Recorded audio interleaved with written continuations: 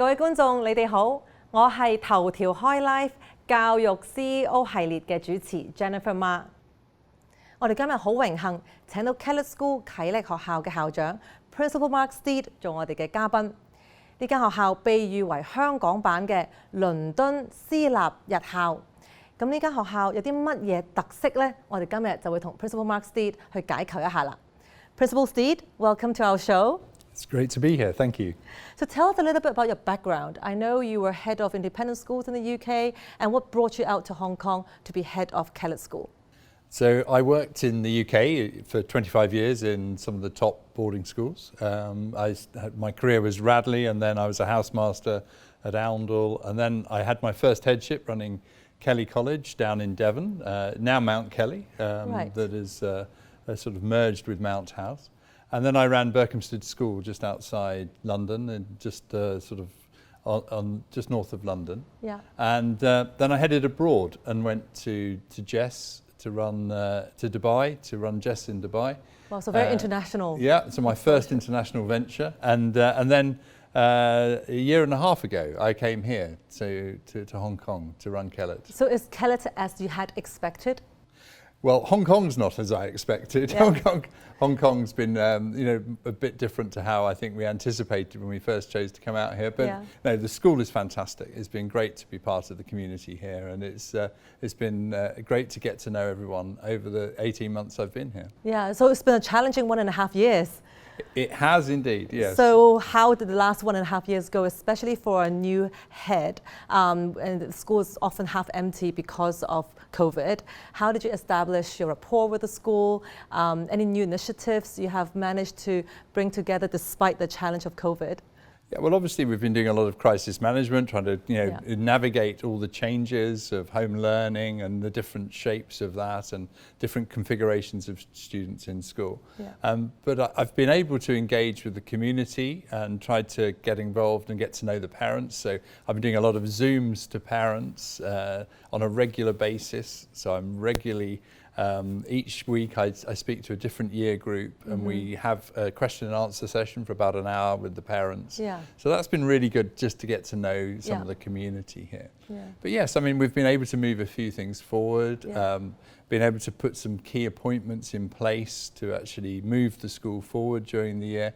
And we're very excited about some of the new initiatives that are going to land in September, when we hope we're going to be back to normal here in Hong Kong. Yeah. So what are these new initiatives? Can you just give us a preview of what's coming in September? I can, yes. I mean, so one of the really interesting things, I'm very interested that education needs to be about preparing young people for the world that they're going to live in the Yeah. mid-21st century. So we've introduced a subject in the senior school which we're calling innovation. And this is about problem solving, it's about collaboration, it's about working with, in small groups. We're setting them tasks which they need to solve. They may fail, and I Yeah. think that's part of the process, that they actually need to learn to cope with failure. They actually need to experiment. They need to come up with different solutions. Yeah. So that whole course is going to kick off for our year 7 and year 8 students. Who Also are quite young. So quite young, yeah.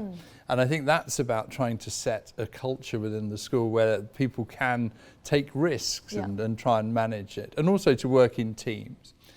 We've also introduced public speaking lessons into the school. So Right. we've put them into year 8 Right. and into year 12. So year 8 is when they become teenagers and they Yeah. go a bit grunty. Yeah, and they gravitate towards electronic devices. Yeah, and I think it's really important that we, at that point, make sure that they speak in public and that we actually get them talking and so on. And then in year 12 is obviously a time when we're preparing them for university interviews and going up to have those important conversations. Yeah. So again, very important that they have that support there. Well, that's really interesting because the UK system oftentimes is quite focused on the academics, but the innovation, even the skills development. And I heard about the MBA program for the sixth form. Can you tell us a little bit more about the MBA program? Yes, so what we're doing is, obviously every student does the 3 A-levels, Yeah. but we're also doing a sixth form MBA program. So it breaks down into very different modules, which Yeah. I think are useful for them to understand the world of work. So there's a module on impact and presence, Right. and the public speaking is part of that. Impact and presence. Yeah, so how they present themselves in different contexts. Oh, So okay. preparing them for a formal interview, or whether they're doing a presentation, or whether they're just in a conversation in an adult situation, Yeah. those sorts of things. So how they come across as individuals, what impact do they have on other people in an interview situation. That's really interesting because it involves a lot of self-reflection in the process. And again, that was one of these ideas that we took from the MBA programs in the UK, where that impact and presence is a very important part of it. And then we do one on finances. There's a module on finances, there's a module on marketing, there's a module on strategy. So we're really trying to give young people the opportunity to be able to read a balance sheet, learn about cash flows, Wow. you know, the sort of key things that we all take for granted in the world of business, but you don't actually learn at school. It's not, you know, it's not often on the syllabus. Is this MBA program just for economic students or business students? Every student. Oh, is it compulsory? It's compulsory. Oh wow! Yeah. So no opt-out option. No, you have to get involved in this. So why is reading a balance sheet so important for any adult? Well, I think it's just giving them a taste of the adult world. Yeah. And I think, you know, one of the things we're hoping to do with that program over the coming year is to build greater sort of relationship with the companies in Hong Kong. And we haven't yet been able to get our students into businesses. You know, I think it's really, you know, interesting for children to go into a large accountancy firm and have a lecture from some of the real accountants talking about how businesses do their finance. Yeah. And I guess for every single individual, even just looking at mortgage, or in the future when the time comes, they will have to have this kind of financial literacy to a certain extent. Yeah, and I think that's really important. That we try to give them, you know, we also teach them how mortgages work, how, you know, how credit cards work, all of those I wish I knew that early on in life. Yeah. So Kellett School is quite special because many schools over the past decade have switched from A-levels to IB in Hong Kong. So is there any plan for Kellett to switch to another curriculum, or, you know, why do you advocate the A-level system so much? Well, I think the A-level systems, I mean, the two systems are very different. IB fills all your time. It's a really good program. You know, there are the 3 hires, three standards, and so on. It's a very full program, but it doesn't really allow you to do other things. So one of the advantages of the A-level system is it allows you to put in other aspects that aren't necessarily examined, but that are a really important part of the education, like the sixth form MVA program, like our wellbeing program, which is Positively Kellett, which is a really important part of what we do. We also do an extended project, which is like a sort of university style essay, which is again part of it. So those things are really important, but it also allows the students who've got time to explore other areas as well, so that they can develop. And I think if you're a very high performing school, then, you know, in order to get sort of students into, you know, places like the Ivy League, you know, colleges, or into Oxford and Cambridge, you need time to be able to explore and develop intellectual curiosity. And it's not all tied down in the curriculum. So we have to have space to do that. The other advantage of A-level is it's very specialised. You know, it does allow you, if you want to be very specialised and read sort of double maths, physics and chemistry, you can do that. But if you want to just study, you know, and go for breadth, you can. You can, you know, study history, maths and chemistry if you really want to. Right. But so you so can have scheduling must be a nightmare. Well, we have a way of doing it. I'll spare you the details, but it can be done. So the aim really is to find the right course for the students, because not every student wants to study mathematics, and not every student wants to study a language. And so A-level allows that flexibility. And obviously, if we're sending students up to top universities, you know, if you want to read engineering at sort of Oxford or Cambridge, then they really look for a lot of maths, more maths than you can really do on an IB program. And so a student with further maths is a huge advantage applying to Oxford and Cambridge for engineering or the hard sciences than over a student who's done the IB. Yeah. And so I think that sort of is, there are huge advantages to both programs, Yeah. but we're very committed to it, and we're very committed to offering A-Level within Hong Kong. It is increasingly rare, but I think, we do it very well. I mean, we've got some of the best A-Level results in the world. Right. And so it's, we are able to get people into top institutions, and, and that's what we're aiming to do, is to sort of get people on to the next stage and prepare them properly for it. Yeah, and you mentioned about positively Kellett. Yeah. Shouldn't education be positive anyway? So why is it special to be positively Kellett? What elements do you have in this special wellness program? Yeah, well, mental health is a real issue in society, and we know that. There's a lot of issues around mental health in the workplace and well-being issues. Since BlackBerry was born, yeah, I think when everyone's like 24/7 connected. Yeah, and so there, young people face challenges that I didn't face as a child. They've got mobile phones, they've got all sorts of devices that they're on. They've got social media pressures and so on. So there is this whole culture, this work culture, and with that's come a whole range of mental health issues. Now, what we've had to do then is to put in place a program that helps young people cope with that. And so we have a program which specialises in teaching them strategies for looking after their own well-being. So if I give you a really simple example, so young people tend to catastrophize. They tend to always look for the worst. Something a little bit goes wrong and it's ruined their life, and they're never going to be the same. They're terribly dramatic. So they always go for this worst case scenario over here. But so what we do as a technique is we teach the students to say, well, look, that's the worst case scenario. So what's the best case scenario? What could really happen here? Well, I might not have messed up my exam. I may still get my place in university. It could all be happy. I will live a happy and fulfilled life. And then you look at the most likely scenario. So you go sort of best case, worst case, best case, most likely case. And that sort of technique is a really good technique to embed, and we do it over a number of years, where we're trying to sort of get them used to dealing with in these different contexts as well. In different contexts, and also, I mean, part of the positively Kellett thing is looking at what their strengths are, their character strengths, and saying, well, look, rather than focusing on where you're weak, why don't you focus on where you're strong? So people have different strengths, and so we teach young people to identify their own strengths and then to build on them and grow confidence from them.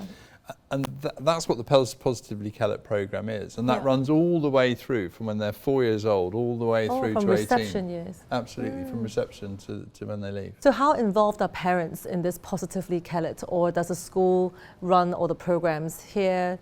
What's the involvement of parents, or is there any? No, there is. We see this as a partnership between the school, the student and the parents.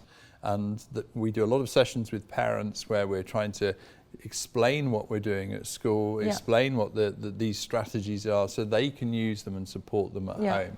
So we run a lot of training sessions for parents as well around the whole well-being piece, so they can support at home. And through the period of home learning, this was particularly important because the parents were having to handle their children at home, and we had different challenges. And so we've tried to support parents during that time as well. So you mentioned about social media, and obviously the world is going through digital transformation at an even faster pace now.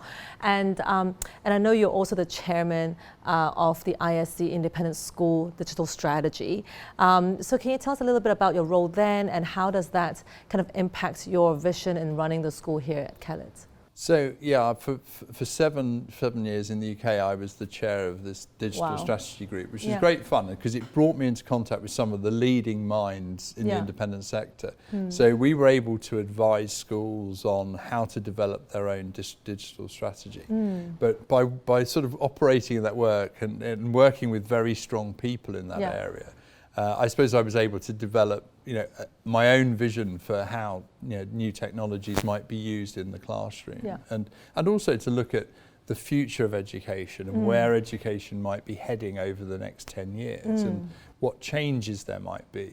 Because if we think about it, the youngest children in the school, you know, they're going to come through in, you know, they're not going to leave school for 14 years time. So the world could be a very different place. So, I mean, one of the things about schools is we're in the future business. You know, we really do need to have one eye on what the world of work is going to look like. So I think engaging with technology, looking at how technology is being used in society, looking at how technology is used in industry is really, really important, so that we can then bring some of those, you know, lessons and, you know, both good and bad into school and then teach young people how to manage and use technologies effectively. So what kind of ed tech is being incorporated now in delivering teaching here? Well, I mean, we use a whole range. I mean, you know, I mean, the really sort of fancy stuff is, you know, we're using a lot of virtual reality teaching as well, in order to you know, for children to visualize things. They can go on journeys to places which we, you know, in COVID we've been able to go on. Yeah, that must be handy during COVID that they went to Egypt for a day. Yeah, you can go, go and do the pyramids and go around the pyramids and that sort of thing. So you can do that side of things, but also there's some quite interesting areas with VR. I mean, what, you know, you're able to do art within VR, for example. I mean, here we are, you know, surrounded by some of our school beautiful, art, but you know, but there's this new medium of 3D or 2.5D art, you know, that's in a virtual reality environment. So we can work there. It's also very useful. We can use it in design. So when students are designing spaces, you can actually put them into that space. You know, so and imagine, and they can visualize what it's going to be like. And obviously things, you know, other technologies like, I mean, you know, 3D printing, you know, we obviously, you know, introduce all the students to that, because that's obviously a key area of how we're using technology. But I think really it's also about, you know, engaging with it and seeing it as a tool rather than being a slave to it. And I think that's about helping them manage their social media accounts and manage the pressures that come with that. So interesting you mentioned the art, because I'm so impressed by all the artwork that line the corridors here at Kellett. So do you promote art education here? And what do you think is so important about art education for teenagers or even children to master this area of studies? I think the visual arts, you know, I mean, here we are surrounded by some fantastic pieces, but the visual arts give students the opportunity to express themselves, and that's great, and it's a creative way in which they can express themselves. I mean, one of the things that I always find interesting when people do sort of their A-level pieces or their GCSE pieces is that there's sometimes quite a bit of angst around. You know, teenagers love exploring, you know, some of the sort of the darker side. And you know, we see it in some of the art here. And you do that, and that gives that expression. But I mean, visual arts are about exploring the human condition, aren't they? So I mean, and this is a really important way they do it. So I think channeling young people's creativity is, I think, a really important thing that schools need to foster. So we need to have, you know, programs where we can develop that. And yes, and art's a very big part of it. We've got a great team here at Kellett, and obviously the students produce some fantastic pieces.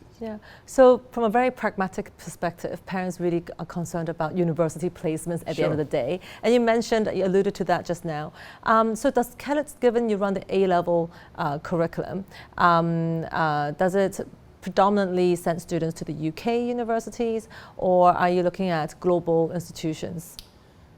The majority of our students, over 50%, go back to the UK, and they will go back. But that's because we've got a large British contingent within the school. About half our students, you know, are UK passport holders. So, but we do send students all over the world to top institutions around the world, and including to the Ivy League and to Canada and top institutions there. And I think that's a really important part of, I think, how we're going to develop. I've recently appointed someone to the staff who is responsible for university entrance to the sort of top 20 or so universities in the world, sort of elite university entries, the ones where it's sort of really competitive to get in. And we've got a pathway for those students so that we're bringing that back to when they're sort of 14 or 15, so that we actually can work on a pathway. Because to get into an Ivy League school or to get into Oxford and Cambridge, you need to have a different skill set than just getting into a Russell Group university. It's not just about a set of A-levels. Because everyone has those. They're a given. Yeah. And it's about having a sort of the ability to make connections, it's the ability to think critically, it's the ability to argue on your feet, all of those sorts of things. And you cast your mind back to, I go back to my Cambridge interviews, and they were pretty rigorous, and certainly teaching Oxbridge groups over the year, I've tried to get people to make connections. Much more interdisciplinary in the appreciation. And to not see things just in subject silos, to actually be able to see the connections. And in the real world, everything is going to be interdisciplinary. There's no subject focus.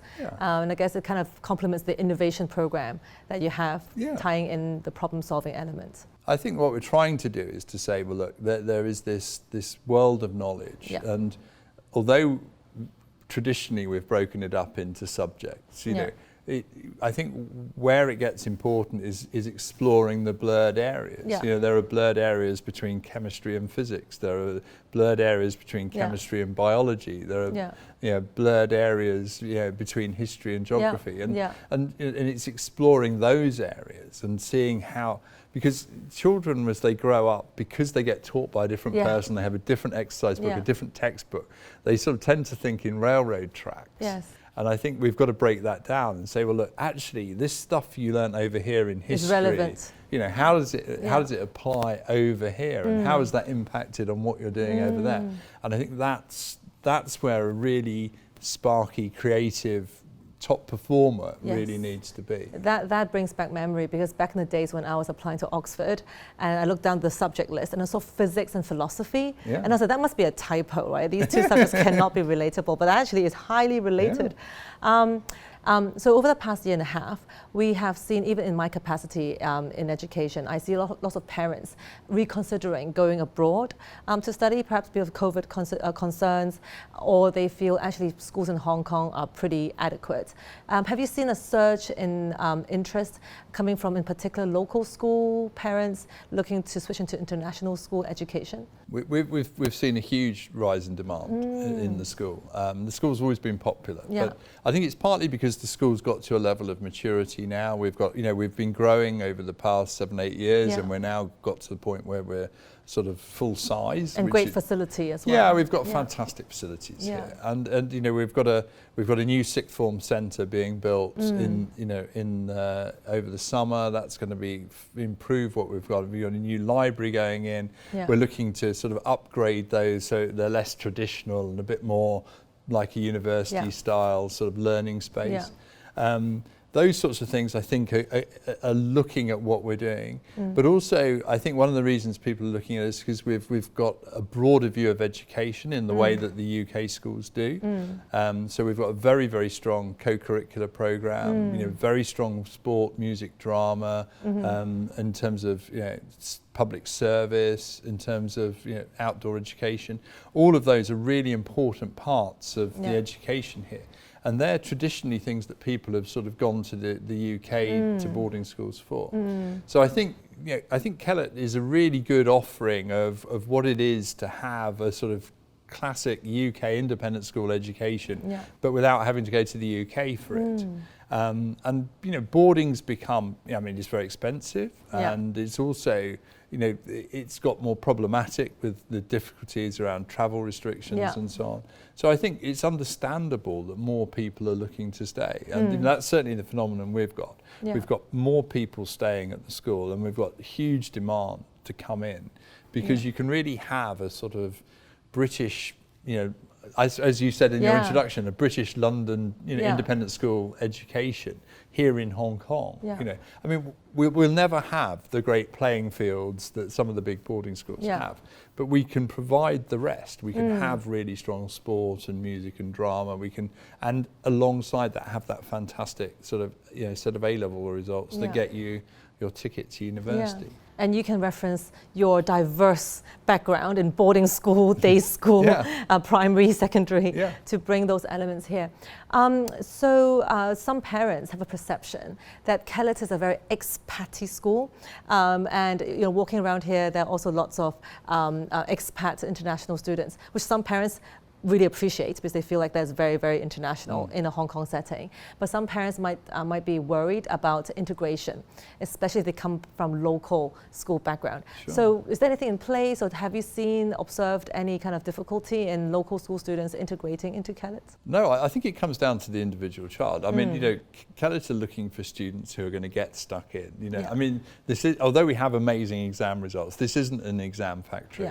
This isn't just a place to come and get a set of GCSEs and A-levels and be taught in the medium of English. This is a place to come and experience a full-on English, sort of traditional independent school education. And it's a very welcoming place because there are lots of ways in which people can integrate.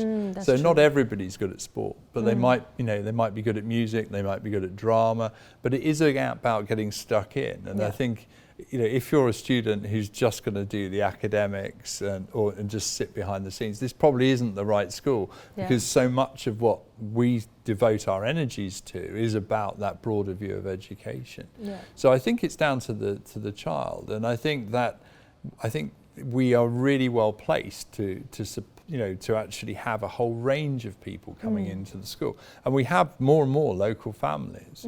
I think one area where I think, just to put cards on the table and be totally fair, this is not a bilingual school. I mean, we teach Mandarin in the same way that we teach French.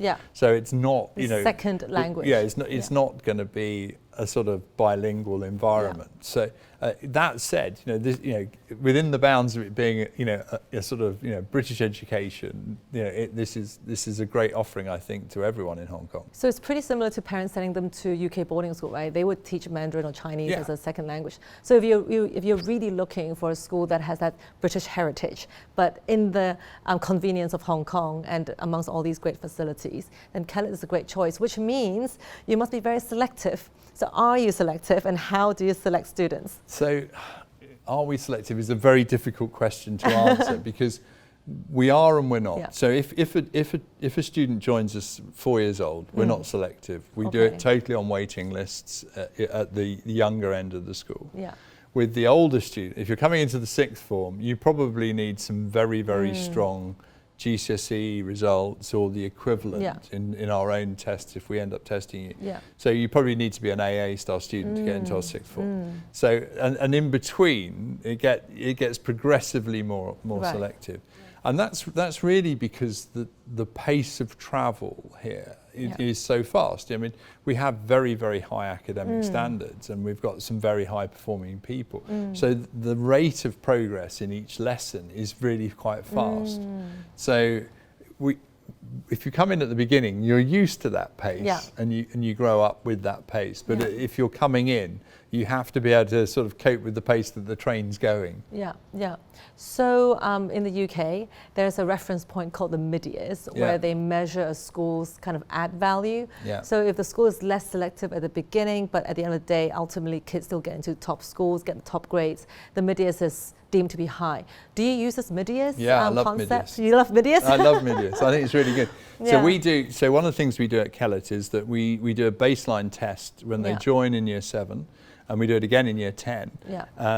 And we use that to set targets. And so we'd take, the way that mid-years works is it gives you a chances graph and says that, that you're, for a given ability in the test, you may have a 30% chance of an A, a 20% chance of an A star, a 25% chance of a B, and so on. And it would give you this chances graph for your child. And then obviously if you add on for that, you've added value. So what we do is we say, well, what does mid-years say the most likely grade is? And then we would add a grade on. So our target from the day that children join the senior school all the way through is that they're going to do a grade better than the UK, your average child in the UK. So we're already looking to add value. And then obviously we get students who exceed their targets. Right. So yeah, we're a very aspirational school. I do love the mid-year So program. you really quantitatively evaluate students at the beginning. Absolutely. Do you show them that result? Like at the beginning, you predicted 20% chance of getting an A. No, do you show the parents? We don't do it at the beginning. We do it actually after they've done their GCSE option. Oh, okay. Because otherwise there's a danger parents will pick the grade that they think on paper will be the most likely one. So yeah, we're just sharing them at the moment with the faculty. The student. Yeah. Right. So speaking of faculty, how do you retain staff? You know, our series is called the CEO series. So on one hand is Chief Education Officer, but on the other hand is Chief Executive Officer. And you're really playing two roles, having to manage a budget, HR staffing, delivering the school philosophy. So staffing, where do you recruit teachers from? Because if you're teaching the very UK authentic education philosophy, do you recruit only from the UK, and do they stay in Hong Kong for long enough? Yeah, we recruit, most of our teachers are British trained or have worked at some point in Britain. We do have teachers who come from other countries. We've got some Australians and obviously we've got a whole Mandarin team, who aren't. But I think Kellett's very fortunate in that it's got a very good reputation internationally. So we're able to draw from other countries, not just bringing people out from the UK. We're seen as sort of being somewhere near the top of the food chain internationally in terms of, this is a school people want to work at. And we put a lot of effort into developing our professional brand within education to actually say, well, look, actually, if you come and work at Kellett, then we will look after your career, we'll develop it, we'll give you extra training, and that works very well. So we have very good retention rates. We have turnover of staff less than 10% a year. Wow, that's really low. Which is really good. And probably about right, because you don't want it to be too static. You want it to roll through a little bit. So yeah, we're very very good rates in terms of retention, and there is that continuity and that ability to bring in new people. So I think it's a very exciting environment to work in. Very easy to run in that sense. Well, the other side, which is less easy to run, is the finance side. So from the all these resources you put into the school, surely the the financial support has to come from somewhere. So how does that work? Do you offer any scholarships even to students who are under-resourced? How do you balance that? Yeah, so Kellett's got a very interesting foundation within Hong Kong in that it was set up by a group of parents. So nobody owns Kellett. We don't have any business partners. We have a very strong relationship with some of the corporate the big companies in Hong Kong, who initially put in some money in form of corporate debentures and so on to fund us. So the whole school is self-funding. We obviously here at Kowloon Bay have government land, which is great, and that's a real benefit for us to have such a wonderful site. But there are no shareholders taking money out of it. So we're not a commercial entity. We're a totally genuine not-for-profit organisation. And that means that any surplus that we make each year goes back into the school and back into resources, and that's great. But one of the programs that we are working on at the moment is we have a very exciting outreach program. We're very keen to work with people who couldn't possibly afford a Kellett education. So we've got an outreach program for people from the refugee communities and the asylum seeking community. So each year we're trying to put 2 students through the school on a full bursary. They're supported in that sort of outreach way. And we do a lot of fundraising in order to support those students. Well, that's very much in line with even UK independent schools' vision. Many of them are setting up bursaries as well in the UK. Right. So I'm a fan of your articles. I know you write a lot on LinkedIn about the education trends. So what do you see as the biggest kind of education trends or questions or challenges these days? Okay, well, it's one of my favourite questions. So thank you for asking. I think we're at a very interesting stage in education because the world of work is very, very different to the world that we test in schools. So if you think about an exam hall where you're sitting in silence and you're you haven't got use of technology, Yeah. and you can't collaborate. You're absolutely there. We never work like that in the real world. In the real world, we collaborate. We work with technology. If we get stuck, we can Google something or ask a friend all the time. So the way in which we're assessing information is totally alien to the skills we actually need in the workplace. Yeah. And the other trend that's happening is that qualifications are no longer as important as they were in terms of getting jobs. So big companies now do their own testing. Yeah, I think they're doing something like blind testing now. Yeah. School blind, gender blind, everything blind, and they just give you tests online. Yeah. And as a first round. Yeah, so we've got a world where your A-level results, your degree result, don't necessarily go to an employer. So I'll give you an example. My son's just finished. He's just finished a degree at Oxford. Wow. And he went all the way through as a sort of A-star student, but he didn't get assessed on anything he learnt at school or at university in the formal curriculum. Nothing, nothing he studied at school or university was part of that. But the stuff he picked up by osmosis, the other things he did. I mean, he worked on a consultancy project at Berkhamsted, he worked at a consultancy project at Oxford. He learned lots of skills, which is really where our sixth form MBA program is coming from. It's learning some skills that get tested when you come to these other tests. Yeah. And it's about having the right presence and impact on people. So part of why we're developing the curriculum the way we are at Kellett is because people need a different skill set when they're going for job interviews. And I think that's really important, that we actually look at what the skills people need for life. Yeah. So does it mean we should just abolish public examinations, right? And not study and just do project-based learning? Well, I don't think so, because I think we need a balance, don't we? So I think in my head, I think we're heading towards a world where we will probably get assessed on a core of information. So at GCSE, you might do maths and the sciences, but then we might do lots of micro qualifications. Yeah. I mean, if you think about how you do qualifications in the real world, say learning to drive is a really good example. Yeah. So you do a theory test. In most countries in the world, you do a theory test, which you do online, and you do it when you want to. Yeah. And then when you're ready and you've finished having some practical lessons, you go and have a practical test. Yes. But there's not as if there's no exam period for driving tests. You do it when you're ready, so it's on demand. You do it. You do it. And it's modular, so you do, the theory is separate from the practical. And you also, you don't have to be a particular age to take your, I mean, there's a minimum age, but you can do it at any time you like. And I think those are the sort of things. We're going to move to a world where qualifications are perhaps on demand. They may well be online. And they're going to be much more modular. And you put them together to get a bigger qualification. I think that's the way qualifications are going to develop. That's how they work in the real world. If you do Microsoft qualifications, you do lots of little ones, and then you get a big one. And you can choose as well. Yeah, and you can choose. There's options with it, and I think that's how it's going to work in schools in probably 10 years' time. Interesting.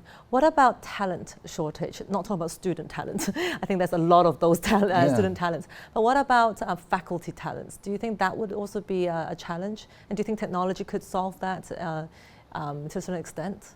I mean, I think if you're looking at education on a global scale, there's a huge shortage of teachers. I mean, I think they're talking about, in English-speaking schools, 500,000 more teachers by 2030. Wow. Well, that's going to cause shortages. There's going to be a real scrap for that sort of talent.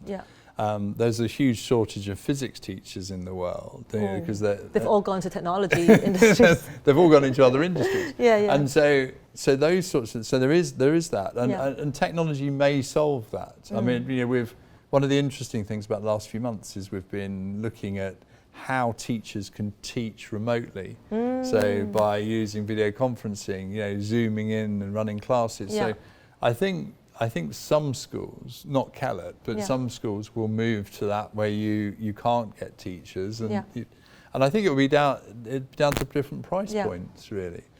So I think premium schools like Kellett will always, we have a fantastic physics department here, and they've got degrees in physics and engineering, and the appropriate degrees, and they're fully qualified. But we're very, very fortunate to have that, and not many schools are in that position. So I think things may change particularly around some of those tricky specialist areas over the coming years. Well, we very much look forward to seeing how you will develop the school with all these new initiatives you're already implementing, and how that will pan out in the coming 5, 10, 20 years at Kellett. So last question, or last insight seeking from you to our audience. If you could give them, you're a parent yourself, and you're also a headmaster, principal, what kind of advice would you give to this generation of parents in general, not just for Kellett School?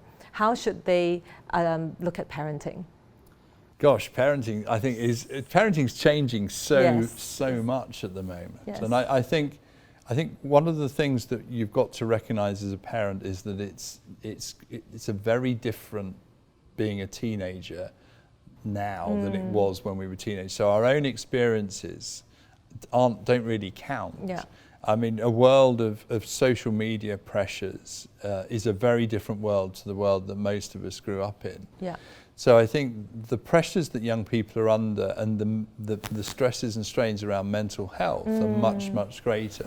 So I think as parents, you need to take very seriously the sort of physical well-being of your child, the mental well-being of your child, and also sort of slightly protecting their social well-being as well, because without overly intruding. I'm always surprised at how young parents give smartphones to their children and give totally unfiltered access to the internet. Because you wouldn't do that in any other context. I mean, you might, when you go out, in Hong Kong, you'd be very careful who your children mix with. Yet we can give them a phone and they can be mixing with all sorts of people, and people do it very young.